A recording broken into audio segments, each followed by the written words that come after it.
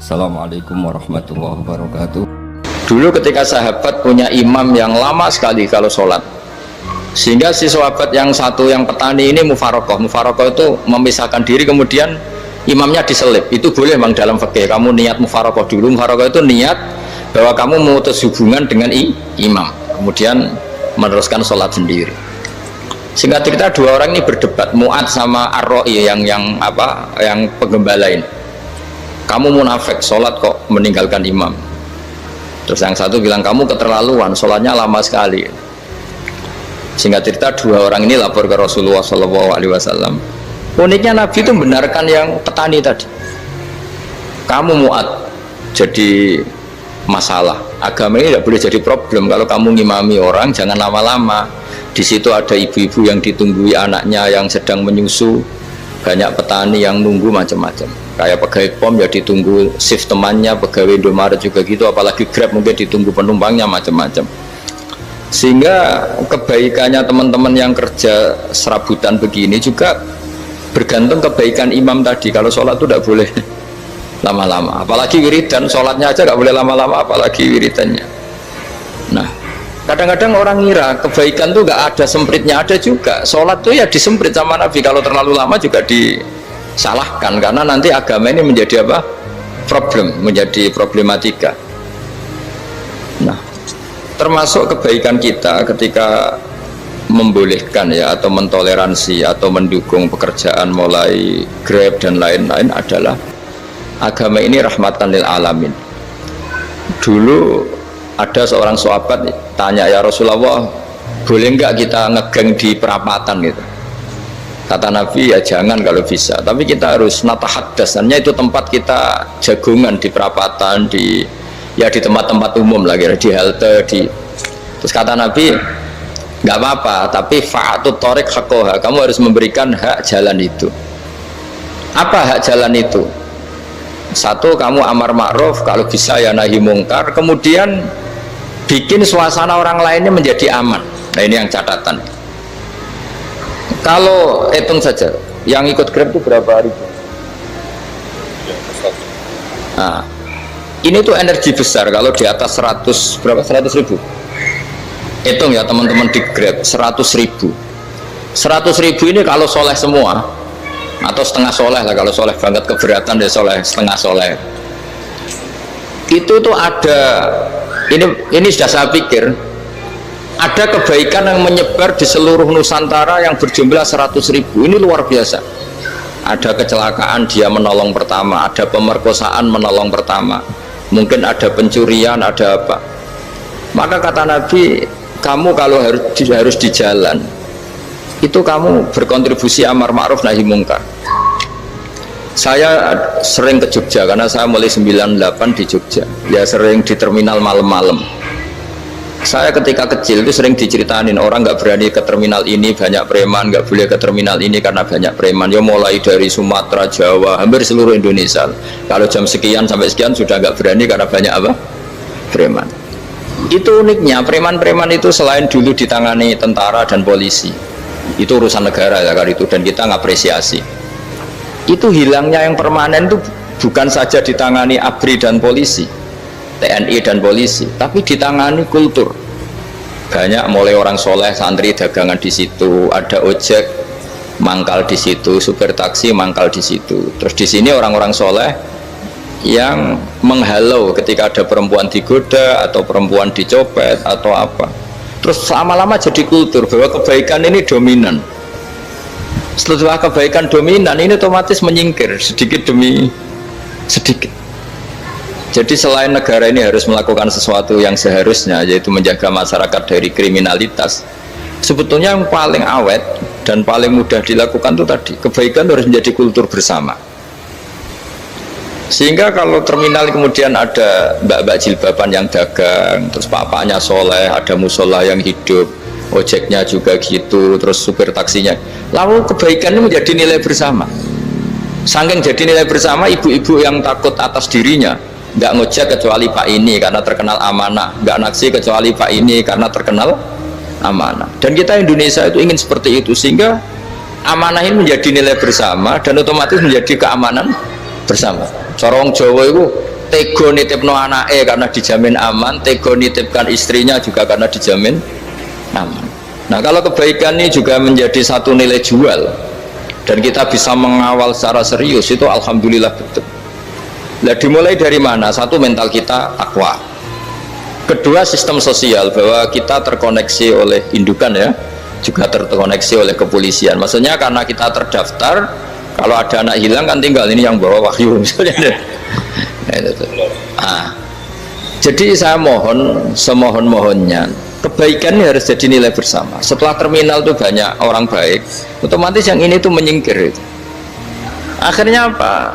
Nanti yang bos-bosnya toko itu ya hanya nitipkan sama orang soleh, yang mau nge-grab juga hanya titip sama yang soleh, begitu seterusnya, sehingga jadi siklus kebaikan yang bersama. Nah, ini yang dimaksud Quran, wa tamiru bainakum bima'ruf. Iktimar itu namanya urusan bersama ya, saya ulang lagi ya. Jadi orang Arab kalau bilang iktimar itu urusan bersama, sehingga bahasa Arabnya konferensi besar itu kalau di NU disebut apa? Muktamar. Muktamar itu menjadikan urusan publik dirembuk, itu namanya apa? Muktamar. Nah, di antara kebaikan yang diinginkan Islam itu wa tamiru bainakum bima'ruf.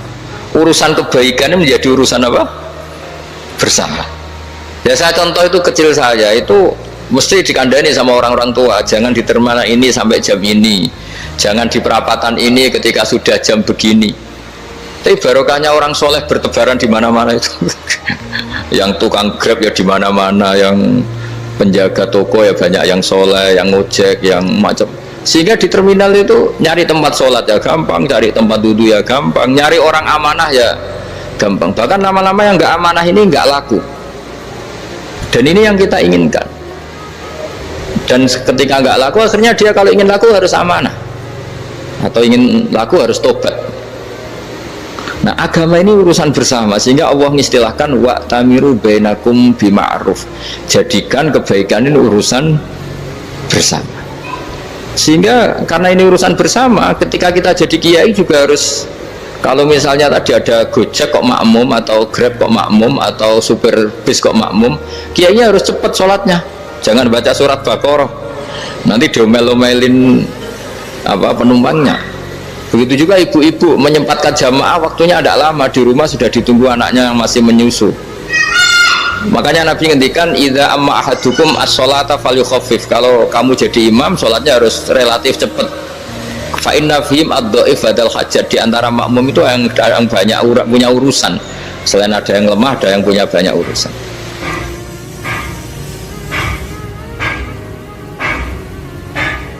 Nah, terus ketiga, masalah kekayaan hati. Kekayaan hati ini penting sekali, karena rata-rata teman di Grab itu kan miskin lah. Tapi jangan miskin sampai miskin hati itu. Bahwa kamu nyari nafkah itu sudah ibadah, berkelana di dunia Allah juga ibadah, menyaksikan macam-macamnya orang itu juga ibadah. Bahkan menambah khazanah ilmu. Di antara warisan ilmu yang kita dapatkan dari Rasulullah SAW, misalnya kamu jalan-jalan, punya kaki dua, punya tangan dua, gara-gara jalan-jalan sering ngerti orang yang buntung. Alhamdulillah, meskipun saya hanya Grab masih punya kaki itu. Terus ketemu orang buta ya gitu, alhamdulillah ladzi afani mimma btalaka bih. Alhamdulillah saya terselamatkan dari seperti itu. Sehingga melihat orang maksiat juga gitu, saya meskipun gini terselamatkan dari tempat maksiat, dari, sehingga hidup itu tidak nelongso gitu. Ada nilai lebih yang kita punyai. Jadi di antara kebaikan Islam adalah orang disuruh ingat sisi nikmat. Nah, kalau nikmat itu sudah ada semua, kata Imam Ghazali, nikmat hidup. Kata Imam Ghazali, jika nggak ada kenikmatan yang Anda punyai, kamu datang ke kuburan. Disuruh datang ke kuburan. Dan kamu bilang begini, kenikmatan kembali ke dunia adalah kenikmatan yang diinginkan mulai yang mati zaman Nabi Adam sampai kiamat. Jadi kalau Fir'aun yang pernah jadi raja, Namrud, semuanya, bahkan orang-orang soleh sekalipun, kalau kamu tanya keinginan terbaiknya apa? Ingin kembali hidup untuk membenahi kesalahannya zaman hidup. Artinya apa? Kehidupan yang kita miliki sekarang adalah kenikmatan yang dirindukan mulai yang mati zaman Nabi Adam sampai kiamat. Maknanya apa? Kita punya kenikmatan yang luar biasa karena kenikmatan yang dirindukan oleh orang yang sudah mati mulai dulu sampai sekarang. Apapun masalah hidup Anda ini punya kenikmatan yang nggak tertandingi, yaitu namanya hidup. Barokahnya hidup itu kita bisa tobat. Setidaknya ingin tobat. Kalau nggak bisa tobat, ingin tobat. Makanya di Indonesia itu banyak nyuwun sewu, banyak maling yang anaknya itu soleh. Karena kalau ngandani anaknya tetap gini, wes le bapak tok sing lakoni kowe ojo. Bapak tok yang alami ini kamu jangan. Banyak di Indonesia orang nggak bisa baca Quran, anaknya hafid. Karena setiap bodoh itu tidak diwariskan. Wes le bapak tok sing bodoh kowe ojo bodoh. Mungkin teman-teman di GER juga gitu, wes bapak tok cung sing nasib ngene kowe ojo. Jadi kebaikan begini itu akan terus-menerus diwariskan. Sehingga banyak orang tidak tamat SD anaknya dosen, nggak tamat SMP anaknya dekan. Karena setiap dari kita itu cita-cita kebaikannya menurun ke anak cucunya, keburukannya berhenti di dia. Cara wong Jawa itu bapak tok sing lakoni. Nah, di sini saya jelaskan tentang kekayaan rohani. Jadi saya mohon ketika Anda jalan-jalan ngantar penumpang itu harus sering muji Allah Subhanahu wa taala. Ya, saya bacakan ayatnya, at-taibunal abidunal hamidun. Orang baik itu yang tobat, yang ahli ibadah. Di antara definisinya itu as-saihun, yang sering jalan-jalan. Siaka itu jalan-jalan. Jadi orang paling bejo sak dunia itu sampai harus jalan-jalan ibadah dapat uang. Tapi syaratnya ibadah. Sekali tidak ibadah dapatnya masalah kan? Sering gonjekkan orang cantik terus ingat istrinya tidak cantik. Sering gonjekkan orang yang sopan, yang santun terus ingat andekan ini istri saya di rumah rewel gitu. Jadi kalau kamu tidak taat itu adanya penyesalan. Di lampu merah ada orang naik Ferrari, naik Alphard, sementara kamu di rumah hanya mobil butut, kadang malah tidak punya mobil. Jadi kekayaan rohani itu dimulai dari mana? Dimulai dari taat. Cara berpikir itu taat, bukan maksiat. Sekali Anda cara berpikir maksiat, maka adanya hanya penyesalan. Semakin pengalaman di luar, semakin penyesalan. Karena di luar sana banyak orang yang dapat nikmat yang lebih dari Anda.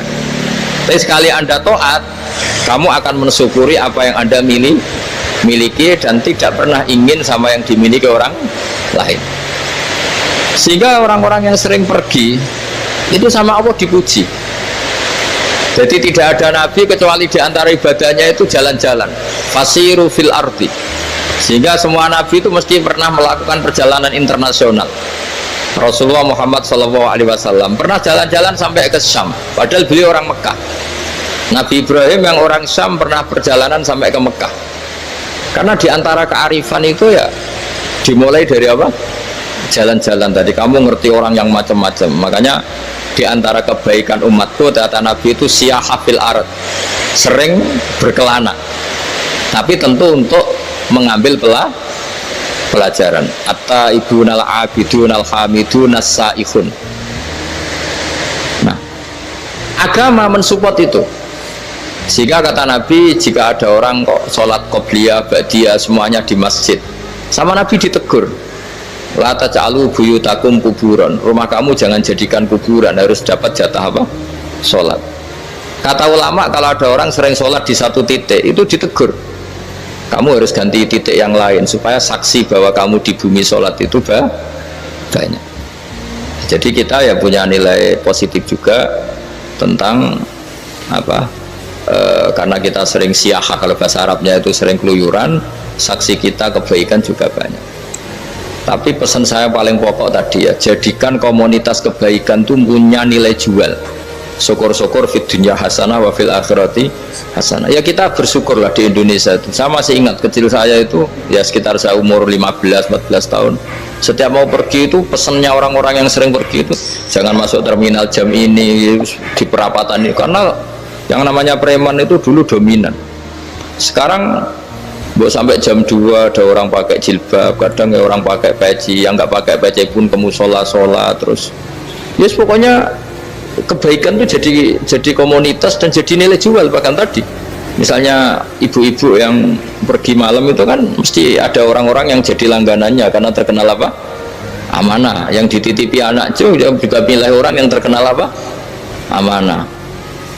Nah, nilai amanah ini harus kita jaga terus supaya kamu ya bisa bekerja, orang lain juga nyaman karena amanah tadi, Allah juga senang karena amanah itu perintahnya Allah Subhanahu wa ta'ala. Dan Indonesia harus menuju ke sana. Pemimpin juga harus gitu.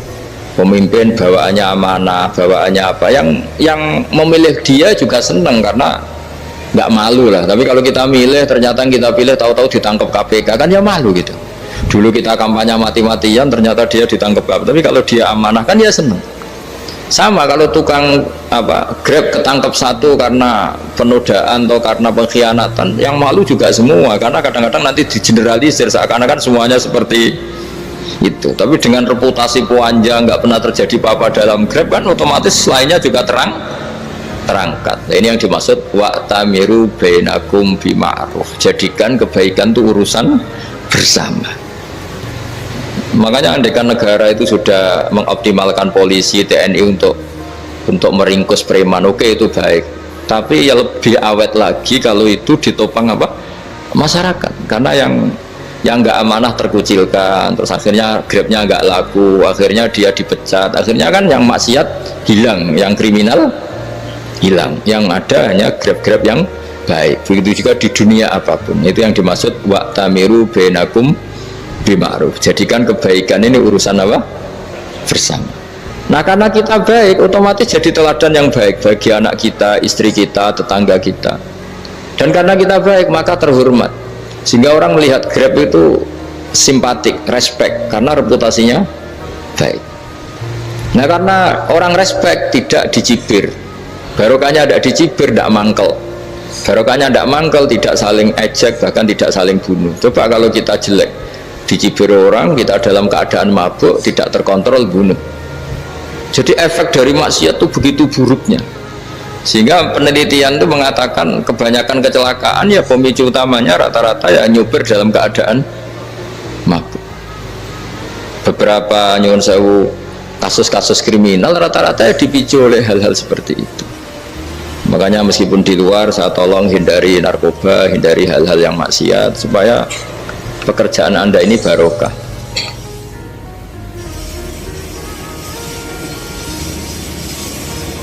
Kemudian yang terakhir saya beri ijazah tentang Al-Fatihah ya, karena ini surat yang populer. Kalau saya ijazahi Quran 30 juz pasti sampean nggak hafal. Atau ijazah surat Baqarah, kalau mau Baqarah mau. Ijazahi surat Baqarah mau 2 juz setengah. Mau Mas Asep? Ya Fatihah aja yang gampang ya. Nah, ya kulhu Fatihah ini paket ringan ini. Tapi pahalanya apa? Besar. Ini beda ya, artinya selama ini mungkin Anda baca tapi monoton ya. Tapi ini saya bacakan teks aslinya tentang istilahnya itu mazaya itu kelebihannya Fatihah. Saya baca Arabnya dulu, nanti ini terakhir ijazah. Tadi kan saran-saran umum tentang sosial ya, pokoknya jadikan kebaikan itu punya nilai sosial yang baik lah. Jadi nanti orang yang nggak amanah nggak laku ya, calon bupati, gubernur, presiden yang nggak amanah juga nggak laku. Begitu juga kiai yang tidak amanah juga nggak laku, suami yang nggak amanah juga nggak laku, istri yang nggak amanah juga. Sehingga kebaikan ini jadi nilai sosial yang dalam tanda kutip sudah keniscayaan. Yang diinginkan Allah itu seperti itu, bukan kebaikan yang dipaksakan karena kekuatan negara. Maksudnya kalau bisa kebaikan itu tidak usah dipaksakan. Memang sudah satu kebutuhan. Tak cerita-cerita di negara maju itu, bahkan apapun jatuh itu nggak ada yang ngambil apa itu. Makanya gambarannya Mekah Medina kan gitu kan. Barang jatuh nggak ada yang berani ngambil, itu saking sudah jadi sistem. Sehingga banyak negara di Eropa itu yang sampai nggak punya tentara, nggak punya polisi karena kebaikan sudah. Nah kita kan masih capek, polisinya aja capek, apalagi masyarakatnya, karena ya apa ya, kebaikan itu belum jadi nilai apa bersama. Nah, kita selain ditopang negara, ada polisi, ada tentara, itu kita usahakan kebaikan itu jadi nilai apa bersama. Tadi wa tamiru bainakum bima'ruf. Dan kita punya reputasi yang bagus dalam bab ini. Saya masih ingat kecil saya itu yang jilbaban hanya keluarga kiai. Sekarang rata-rata masyarakat itu jilbaban. Dulu yang sekolah SMP, SMA itu jilbaban kadang dulu malah dilarang ya, harus sama seperti itu seragamnya. Sekarang sudah boleh. Dan nyaman, lama-lama yang dapat simpatik ya yang pakai pakaian model tertutup seperti itu. Lama-lama gamane cara wong golek mantu ya golek yang seperti itu daripada yang blodor. Lama-lama jadi nilai bersama. Ya ingin saya seperti itulah. Di terminal juga sama. Orang mau makan cari warung yang kelihatan ada ayat kursinya, pakai jilbab, atau paling tidak dia nggak mungkin lah nyuguhkan yang tiren atau yang haram. Akan ada garansi sosial. Ada apa? Ada garansi apa? Sosial. Dengan penampilan yang soleh itu kan, masa iya nyuguhkan oplosan babi gitu misalnya itu. Jadi nilai sosial itu harus, ya tadi harus benar-benar jadi nilai.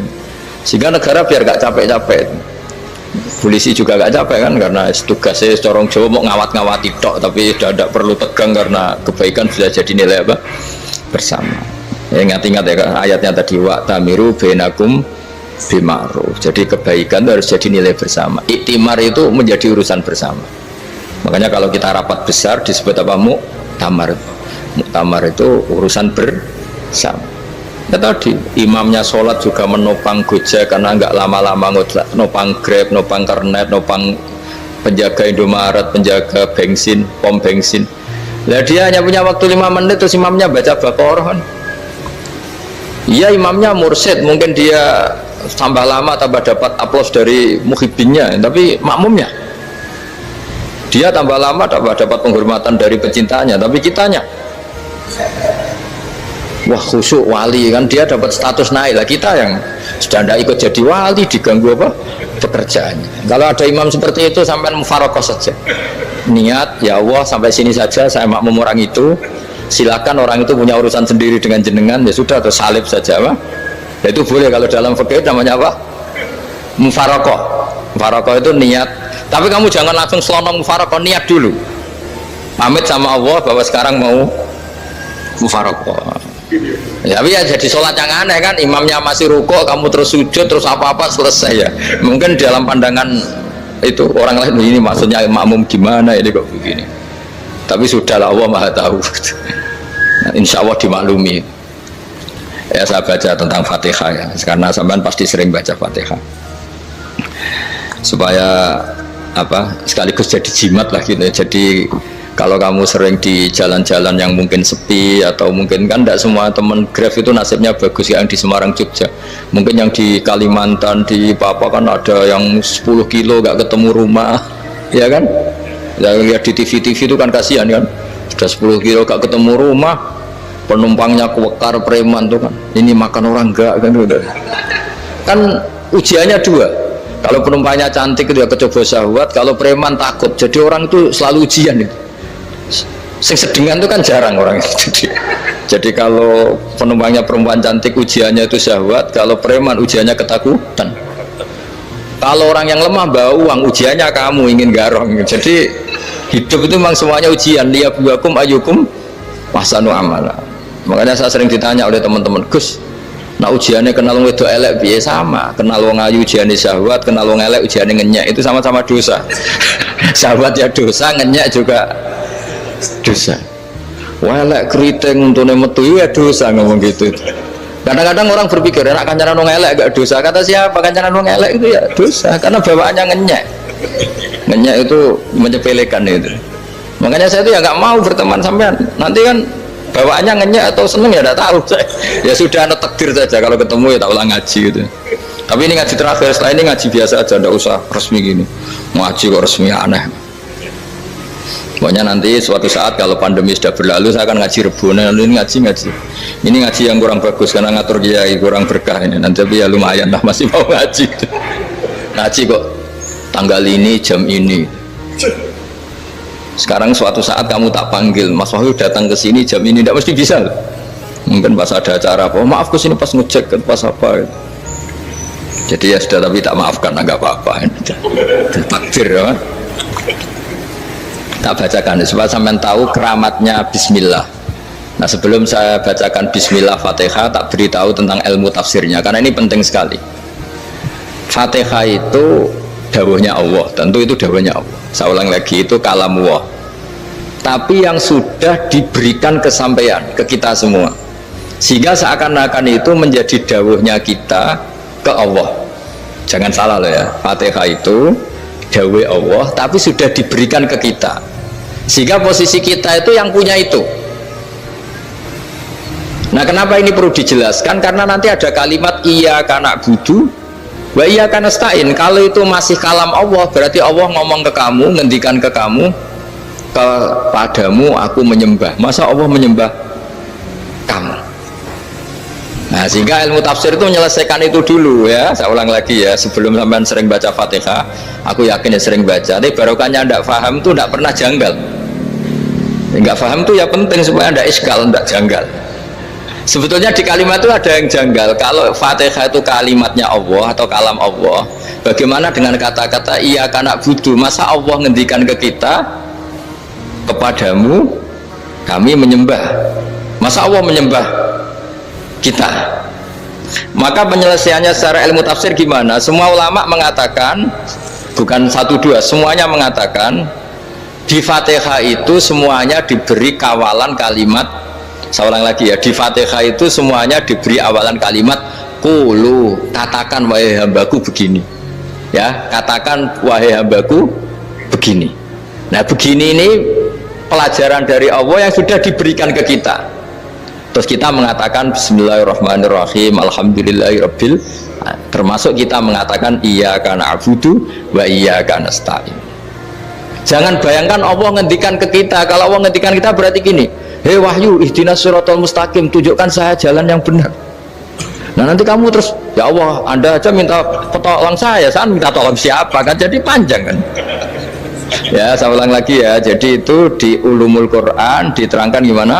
Sebelum baca Fatihah ya, Fatihah itu kalamullah, ngendikane Allah, tapi yang sudah diajarkan ke kita dan sudah milik kita, sehingga kalimat itu menjadi milik kita.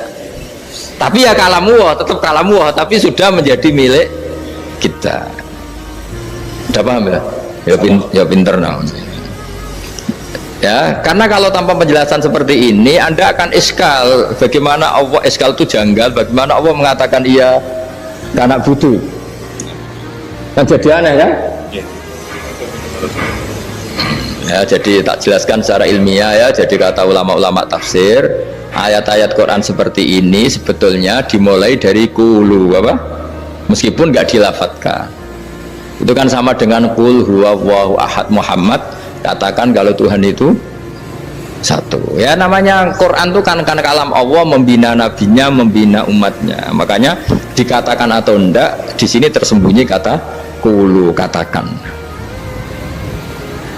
Ya, jadi ya ibarat apa itu, kamu ngajari anak kamu lah, le panggil jenengan bapak kulo.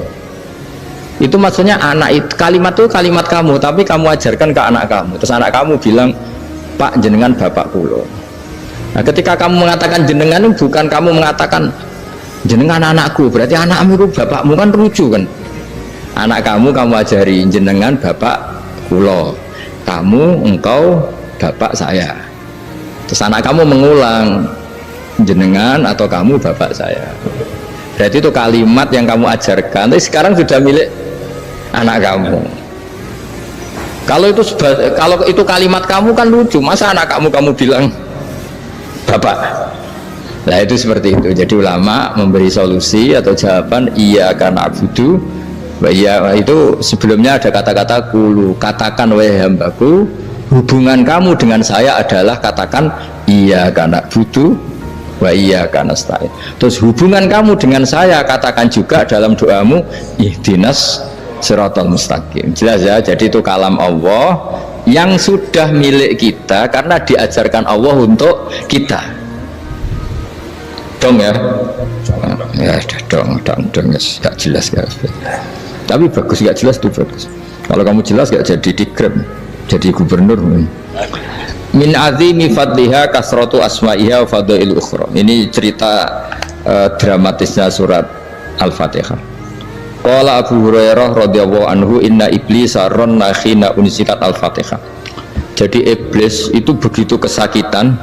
Ini kitab Abwaabul Farad karangannya Syekh Muhammad Alawi, juga kutipan dari beberapa kitab. Yang jelas beliau sendiri juga ngutip dari beberapa riwayat di beberapa hadis. Halaman 123. Ketika Fatihah turun itu iblis kesakitan. Kayak orang sakit gigi lah, tersiksa sisanya karena turunnya surat apa? Al-Fatihah. Artinya kalau Anda baca Fatihah dijiwai, maka Anda melemahkan setan, melemahkan iblis. Wa qala Mujahid khina unzilat Fatihatul kitab ronna fastama indahu asyayatin. Jadi ketika Fatihah itu turun, iblis itu terkapar lah kira-kira, sampai dijenguk banyak setan. Jadi kemana di ICU lah kira-kira gitu kalau sekarang itu, entah COVID entah enggak tahu, pokoknya di ICU sampai dijenguk banyak setan. Enggak tahu bawa apa enggak tahu, pokoknya dijenguk banyak setan. Nah, nyangoni karena ini apa? Ketuanya apa? Pingsan, sakit. Jadi iblis itu sakit sampai dijenguk anak buahnya setan-setan. Ya, semoga kalian semua tidak kenal setan. Kalau kenal berarti teman, apa? Wa qalu misla dzalik wa qala lahum laisa mimma taquluna syai'un walakin unzilat suratun laisa ajru qailiha illa an harrama alaihi nar jahannam. Saya ini bukan sakit fisik, kata iblis. Kamu tidak usah jenguk saya, datangkan dokter terbaik, tidak usah. Saya ini tidak sakit fisik. Saya ini sakit karena ada surat yang diturunkan, yang pahala yang melafadzkan surat itu pasti selamat dari neraka. Padahal misi terbesar saya ini supaya manusia masuk neraka. Sekarang punya tamengnya. Gue pusing kan? Ya seperti orang lah, goda sampean ternyata sampean setia, itu kan pusing.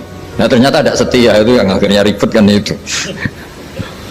Jadi iblis itu cita-cita terbesarnya kan semua orang itu masuk neraka. Nah sekarang turun satu surat yang gara-gara surat itu siapapun yang baca dijamin selamat dari neraka. Jadi walakin unzilat suratun laisa ajru qailiha illa an harramallahu alaihi nar jahannam.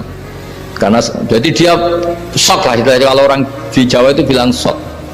Aduh, sial nasib saya ini umat nggak bisa saya goda lagi karena punya tamengnya tadi punya. Qad tolakaidukum wa makrukum. Rekayasa kalian sekarang itu tidak ada gunanya semua. Nah, ini alhamdulillah di Indonesia kelihatan kan banyak yang miskin, banyak yang susah. Tapi selagi mereka masih sholat, itu keinginan mencari halal itu masih tinggi. Kayak apa kita di tengah kota, jauh dari anak istri, jauh dari tetangga. Biasanya kalau orang jauh dari anak istri, tetangga kan sakar PDW. Tapi yang soleh masih banyak, sudah jauh dari keluarga tetap lurus. Loh, kalau yang dekat lurus kan wajar, konangan wong akeh kan. Ini sudah jauh masih lurus. Nah ini nggak lepas dari barokahnya surat apa? Surat Fatihah tadi. Jadi karena ada surat yang menjamin pelafalnya atau qailiha terbebas dari api neraka. Wa qalat as-sayatinu lahu is ayyusai'in ta'muruna ya maulana. Faqala lahum idhabu wajtahidu hatta tukhfilu qulubahum hatta la yaqulu hadhihi surah. Lalu kita gimana, jari para setan begitu. Lalu kita gimana? Terus kata iblis, sudah bikin mereka lupa sehingga tidak baca lagi. Selagi masih baca kita pasti keok. Jadi kalau sampean sudah jarang baca Fatihah itu berarti sudah bagian dari kemenangan apa? Iblis. Jadi kalau sampean sudah jarang baca Fatihah itu berarti bagian dari kekalahan Anda, kemenangan iblis. Masih sering baca? Berapa kali? 4 kali sholat. Dan sama lagi? Ya, kalau ngajar itu juga selain doa itu juga. Kok 5 kali tok itu? Berarti pas sholat fardu tok itu? Enggak 5 kali, itu mendingan itu 17. Kamu itu ngitungnya jangan 5 ini. 5 waktu aja. 5 waktu itu berarti lumayan lah. Berapa? 17 ya? Ya. 17 ya? Ya. 17. Tapi kalau makmum tuh sering separuh kan, apalagi makmum terawih. Ya kan? Makmum terawih itu bacanya Fatihah ada yang sempurna enggak ya? Ya enggak lah. Baru alhamdulillah rabbil alamin ruko ikut ruko ini gitu. Makmum kan yang terawih teman. Kalau terawih jarang sempurna ya. Fatihahnya itu. Kan imam sudah ruko, kamu bacanya Fatihah sampai mana tuh? Baru setengah ya. Ya paling pas tarawih aja kan enggak sempurna ya. Apalagi kalau imamnya sing kilat, waduh malah. Nah ketika Fatihah itu sebegitu keramatnya, sebegitu topnya, itu setan rapat, singkat cerita itu yang tadi dipimpin oleh iblis yang sedang terkapar apa? Terus tali obatnya nggak ada, cuma dia shock karena ada surat yang turun yang melafatkan itu pasti selamat dari apa? Neraka. Nah ini gimana saran Anda? Terus sarannya adalah bikin orang-orang itu lupa, tidak baca Fatihah. Nah ini rapatnya iblis. Idzabu wajtahidu hatta tufilu qulubahum hatta la yaqulu hadhihi surah kala yuksiru qira'ataha wa la yakunu lahum ajrun wa thawabun bal yakunu lahum adzabun wa iqabun.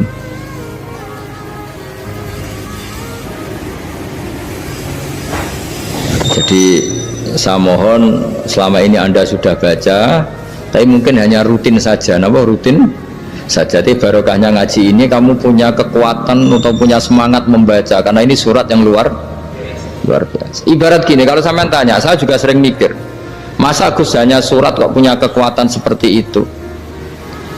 Di dunia ini kata Allah, mulai Nabi Adam sampai kiamat, nggak ada yang bisa menandingi kekuatan kalimah. Kalimah itu kata-kata, nggak ada yang bisa menandingi kata-kata. Misalnya Anda nge-grab berangkat, istri cuek, berangkat cuek, itu beda dengan ketika meskipun satu kalimat, wes Pak muga-muga dilindungi pangeran, mungkin jenengan selamat, itu menjadi teduh dan semangatnya luar biasa karena kayak mendapat support. Jadi kira-kira kalimat itu hubungannya kita dengan Allah. Fatihah itu seperti itu. Kamu melafadzkan satu kata-kata yang dibenarkan langit bumi, dibenarkan aras, dibenarkan malaikat, dibenarkan semua penghuni di dunia ini, sehingga itu efeknya luar biasa. Itu seperti gini ya, kamu cerai sama istri, terus nikah lagi katut babon, 10 tahun anak kamu dididik, ibunya benci kamu, dan memang Anda layak dibenci, dan sampai nggak pernah manggil kamu Pak. Suatu saat kamu tentu rindu kan, ingin dipanggil bapak oleh anak kamu. Suatu saat anak ini manggil kamu Pak E, itu senengnya bukan main, hanya sebuah kata-kata. Makanya kadang-kadang orang itu tanya sama kiai, ijazah lafadz ini gunanya apa sih? Itu ijazah-ijazah itu untean kata-kata, yang kata-kata ini dibenarkan langit dan bumi dan aras dan para malaikat, sehingga efeknya itu luar. Nah ibarat seperti itulah, kamu melafadzkan Fatihah itu melafadzkan kata-kata yang dibenarkan Allah dan Rasul dan semua malaikat, semua penghuni langit, maka ini efeknya pasti luar. Nah di sini lah orang-orang dulu itu tahu keramatnya itu, sehingga ketika melawan Belanda, melawan Jepang dulu itu kalimat-kalimat itu menjadi mantra yang luar biasa. Doa lah, doa yang luar biasa. Tapi di era modern karena orang sudah tidak ngerti itu, dianggap itu mantra, jimat, khurafat, bid'ah, waduh ribet menemal.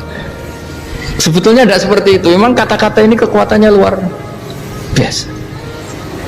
Sama kesakitan hati kamu juga karena itu. Ngojek wangilan, lha Pak di bojo kok kowe gagahe tok kere, wah itu seling terus mesti. Padahal kalimat itu kan tidak melukai secara fisik, tapi apa kerjanya sesuk sarasa-rasen. Karena terus dengan pengadilan seperti itu kan, ngapain kerja demi perempuan yang seperti ini? Lagi-lagi kata-kata ini luar. Nah bayangkan kalau kata-kata itu adalah kalimat yang diajarkan Allah lewat Rasulnya, lewat malaikat Jibril. Kayak apa kekuatannya itu? Nah, kira-kira Fatihah itu gitu, kalimat yang baik, kalimatan thayyibah diajarkan oleh Allah dan Rasul. Kayak apa kira-kira kekuatannya? Pasti luar biasa. Wong support yang dikatakan istri kita, anak kita aja luar biasa, apalagi ini support yang diajarkan Allah dan Rasul. Ya makanya saya mohon kalau baca Fatihah, baca kalimat-kalimat thayyibah ketika sholat itu dijiwai. Ya misalnya Rabbana lakal hamdu mil'us samawati wa mil'ul ardi wa mil'u ma syi'ta min syai'im. Engkau zat yang layak dipuji, dan pujian ini memenuhi langit dan bumi. Karena kita tahu nggak ada sejengkal di alam raya ini kecuali di situ ada rahmat Allah. Misalnya kamu bisa lewat sampai rumah saya, kamu mungkin anggap biasa saja. Coba kalau ngalami likuifaksi, tahu-tahu bumi ini ambles, bisa ngelewati yang likuifaksi itu luar. Tanyakan orang pernah ngalami likuifaksi di Sulawesi, itu melihat bumi bisa diinjak gak ambles itu, wah luar Sampean nggak ngalami itu sehingga lewat bumi ya biasa aja. Coba kalau ngalami seperti tidur, ya biasa aja. Coba kalau ada gempa, bahwa bumi tenang ini sudah nikmat yang luar biasa. Masa kamu ngakui nikmat nunggu digituin? Ya kan? Nah, makanya baca Fatihah dijiwai lah bahwa ini kalimat yang luar biasa. Nah, saya teruskan. Warwa Muslimun fi sahihihi an Ibnu Abbas radhiyallahu anhuma annahu qala bainama Jibril alaihi salam qaidun dan Nabi itsami anaqidan min fawqih farafa'a ra'sahu faqala hadza babun minas sama futihal yawma lam yuftah qaddu ilal yaum fanazala minhu malakun faqala hadza malakun nazala ilal ardi wa lam yanzil qaddu ilal yauma fasallim waqal abshir binuraini qad utitahuma lam yu'tahuma nabiyyun qablak Fatihatul kitab wa khawatimu suratil Baqarah. Jadi suatu saat Jibril ini jagongan kira-kira gitu sama Rasulullah, tahu-tahu langit itu gemuruh. Langit gemuruh, kata Jibril, terus semuanya ngangkat kepala ke langit. Ini pintu langit baru ini dibuka, yang sebelumnya tidak pernah dibuka seperti ini. Turunlah malaikat, yang malaikat ini pun malaikat spesial, yang nggak malaikat murahan lah kira-kira gitu, yang nggak pernah turun ke bumi kecuali juga saat itu, dengan penyambutan yang luar biasa, dengan semuanya tidak pernah terjadi, hanya karena bahas surat Fatihah. Jadi ini surat yang luar biasa, pengawalannya lewat malaikat yang spesial, nggak pernah turun di bumi kecuali saat itu, penyambutannya juga nggak pernah seperti itu, baru seperti itu. Jadi semuanya itu spesial. Nah, kenapa ini spesial? Karena di situ ada isi puja-puji kepada Allah Subhanahu wa Ta'ala. Ada ikrar kita, alhamdulillah rabbil alamin ar-rahmanir rahim. Ikrar ini penting. Kalau contoh paling gampang gitulah, kamu punya istri selama ini cerewet terus, suatu saat ngomong, Pak, tak angen-angen rawono wong lanang koyo sampeyan. Wah, itu langsung tidak ada lelaki sebaik engkau. Itu sama senengnya, masya Allah, karena ada ikrar dari seorang istri ke kamu. Nah, bayangkan kalau ikrar kita sebagai hamba diakui oleh Allah Subhanahu, maka ikrar ini akan dicatat sebagai kebaikan kita yang kita panen nanti di akhirat, karena ada ikrar. Kita ikrar bahwa alhamdulillah rabbil alamin, kita ikrar ar-rahmanir rahim, kita ikrar maliki yaumiddin, kita ikrar iyyaka na'budu wa iyyaka nasta'in. Sampean misalnya jadi orang Indonesia, ketemu orang Indonesia yang makmur di Jerman, terus lupa Indonesia. Kamu orang Indonesia? Enggak, saya enggak orang Indonesia. Mangkel gak kira-kira? Mangkel. Karena salah ikrar kan gitu.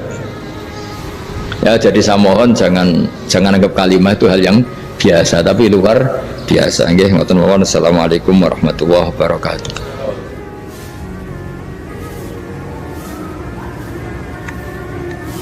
Saya berkali-kali kampanye di mana-mana lah, kampanye dan menganjurkan. Di antara catatan dalam Suhufi Ibrahim wa Musa kan ada kan di Quran itu yang dinamakan lampiran-lampiran wasiatnya Nabi Ibrahim dan Nabi apa? Musa. Itu di antara catatannya begini, orang yang punya akal itu adalah orang yang bisa menikmati sesuatu yang baik. Misalnya gini, contoh gampang gini, kamu punya anak pertama atau punya anak yang masih kecil, itu gendong tuh senengnya bukan main, melihat anak sehat tuh senengnya bukan main. Mungkin saat itu banyak orang yang sedang maksiat dengan perempuan nakal atau dengan teman-teman nakalnya, yang nganggap seperti itu tidak nikmat. Tapi andaikan ini ditimbang ya ditimbang, yang maksiat betulan misalnya paling ukuran bahagianya itu 70%. Tapi yang ini, yang nimang anak baru lahir atau masih kecil, corong Jawa ngeloni anak, bisa saja bahagianya itu sampai 100%. Artinya selama ini kesalahan kita adalah nganggap maksiat itu pasti menyenangkan dan taat itu tidak menyenangkan. Makanya saya berkali-kali fatwa, untuk melawan kenikmatan maksiat, orang harus terbiasa menikmati taat, menikmati kebaikan. Jangan kira kita nimang istri nikmat, nimang anak nikmat, ketemu teman yang lama tidak ketemu juga nikmat. Artinya kita akan melewati berjam-jam untuk jagungan sama teman, sama anak, sama istri, dan itu harus kamu nikmati supaya mengganti tidak berkebutuhan nikmat yang lewat jalur maksiat. Jadi saya mohon sarana-sarana yang menyenangkan itu, yang taat itu kita maksimalkan. Makanya bapak saya tuh sering pesen, kowe nak ngaji sing guyon, sing seneng. Nanti wong maksiat tuh karena cari kesenangan. Coba kalau kesenangan itu sudah didapatkan saat taat, maka tidak butuh lagi kesenangan yang berbentuk maksiat. Makanya orang-orang wali dulu kalau sudah sholat itu gak bisa berhenti karena merasa nikmat. Makanya Nabi pernah ngendikan wa qurratu aini fi sholat, nyaman saya itu kalau sedang sholat. Itu tadi. Bayangkan kalau besok itu pasti mati. Makanya latihannya harus gitu. Bayangkan besok itu pasti mati. Berarti itu hari terakhir kamu. Ya, hari dengan merasa hari terakhir itu kalau kamu maksiat kan malu. Waduh, saya mati pas. Makanya sholli sholata muwaddiin. Kamu sholat seakan-akan itu sholat terakhir. Dan bayangkan akhirat itu wa'mal li akhiratika ka'annaka tamutu, dan bayangkan akhirat itu besok kamu mati. Sehingga ketemu istri ya seneng karena ini pertemuan terakhir, ketemu anak ya seneng ini pertemuan terakhir, sholat juga tenanan karena ini sholat terakhir. Sehingga kalau mau maksiat tuh takut, jangan-jangan ini kehidupan saya terakhir kok tak pakai seperti ini. Nah, jadi diantara resepnya itu apa tadi? Nganggep ya ibadah itu menyenangkan. Nah, gitu. Pinter.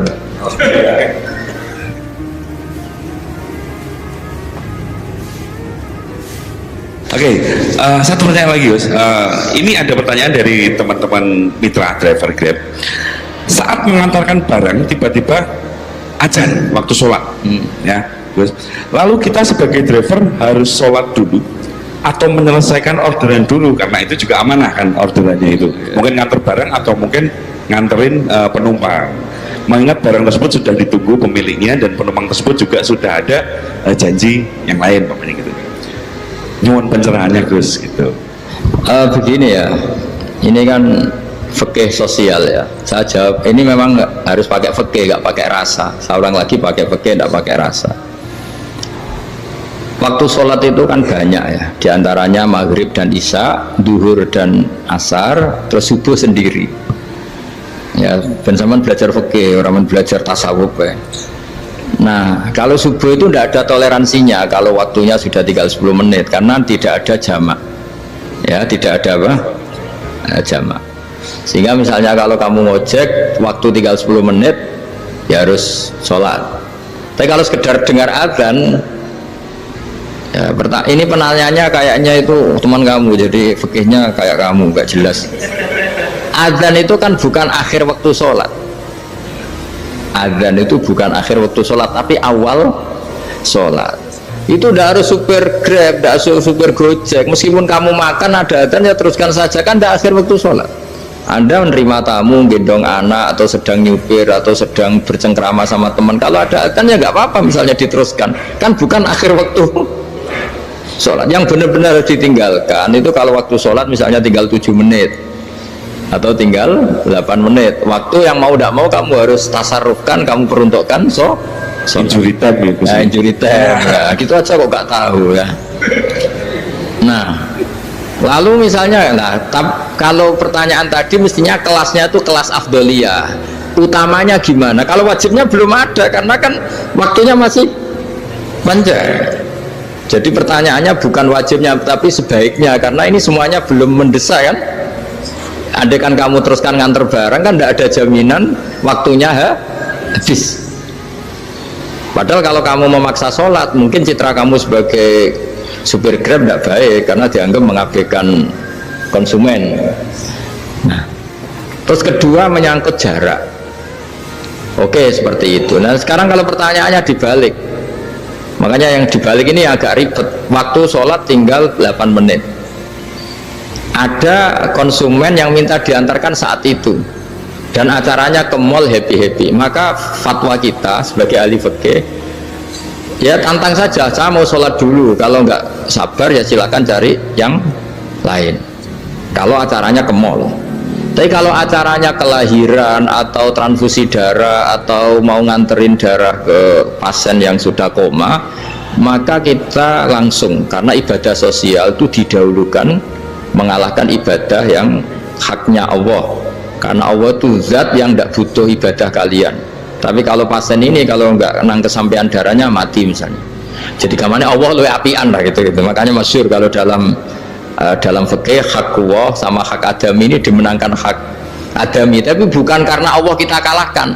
Allah tidak butuh itu semua. Jadi dikalahkan tapi bukan karena kalah, justru karena tidak butuh. Ya ibarat gini lah, Allah itu saking baiknya Allah kan pasti di atas orang tua kita. Itu pasti, saya ulang lagi, baiknya Allah pasti di atas orang tua kita. Orang tua kita saja baik, apalagi Allah. Misalnya orang tua kamu butuh uang 5.000, adik kamu butuh uang 5.000, adik kamu yang kecil atau ya, kira-kira orang tua kamu tuh nyuruh dikasihkan beliau ke adik kamu, kira-kira saja ke adik kamu.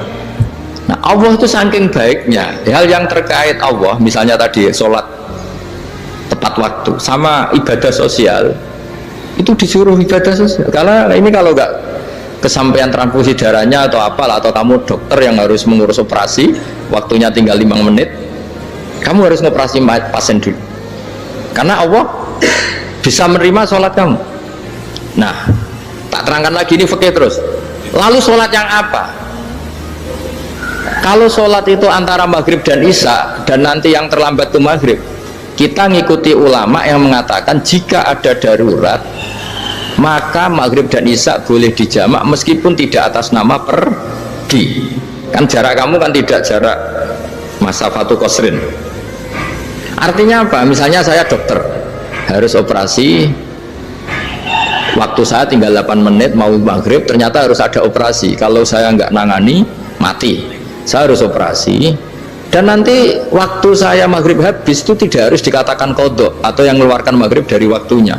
Bisa saja menurut ulama dianggap boleh dijamak takhir dengan isya, karena kondisinya masih waktu jam'in. Begitu juga zuhur dengan asar.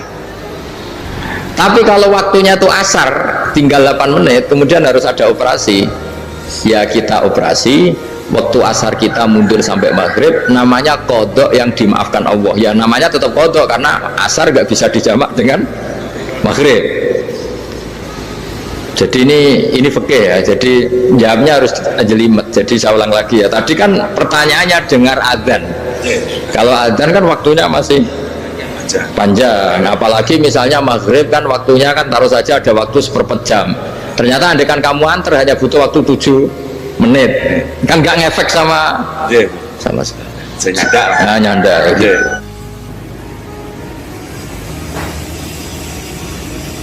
Kalau ada driver dapat orderan food, nganterin makanan, tapi makanannya non halal, itu pakai pripun. Nah, makanya itu tadi, kamu tahu betul kalau itu non halal loh. Kalau itu sudah tahu pasti non halal. Nah, iya, daging Tyrannosaurus, nonton mungkin. Ya, makanya tadi itu memang PR kita di semua profesi. Saya ulang lagi, itu PR kita di semua profesi. Jadi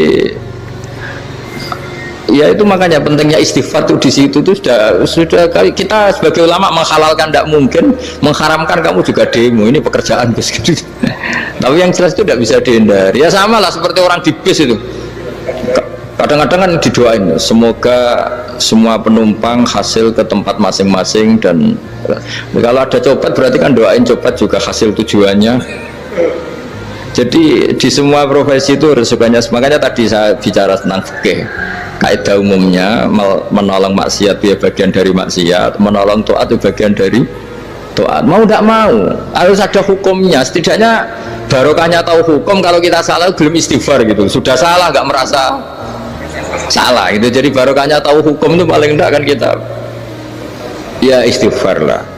Kan ya tadi seperti paket misalnya, kan ada saja orang paket yang jelas-jelas barangnya itu haram, tapi atas nama profesionalitas kan mungkin tetap dikirimkan, tapi barokahnya ngerti hukum dia istighfar. Nah tapi karena kalau kita menyarankan sudah ada usah pekerjaan yang lain banyak nanti kan rai-rai potongan tawakal dikandani ngono kan ya repot deh. Nah kalau kita kiai guys gak apa-apa, rezeki pangeran sugih.